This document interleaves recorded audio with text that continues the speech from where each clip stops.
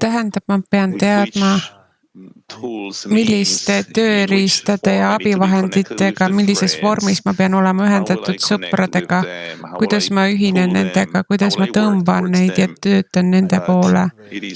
Aga kõik see on selleks ja mõistmisega, et selle taga seisab looja. Need pole sõbrad, vaid need on marionetid või kujundid, ühed pole, kuidas sa neid nimetad. Need on kõik osa loojast. Niimoodi väljendub looja mulle.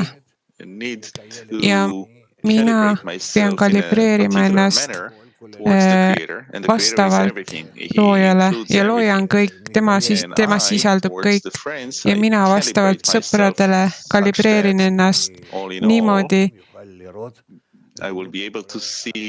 et ma hakkan sõprade taga nägema looja kujutist, ainukest, kes on.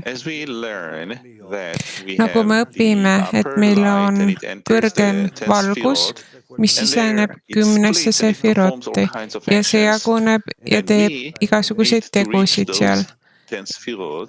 Ja me peame jõudma nendesse 10 sefiroti grupis ja proovima läbi grupi jõuda selle saalikani, kelleks on looja.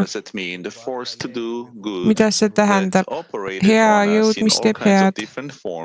Jõud, mis teeb head. Ja kõik need erinevad jõud kutsutakse sfirottideks ja meie läbi selle, et me soovime siduda kõik selle ühtse jõuga,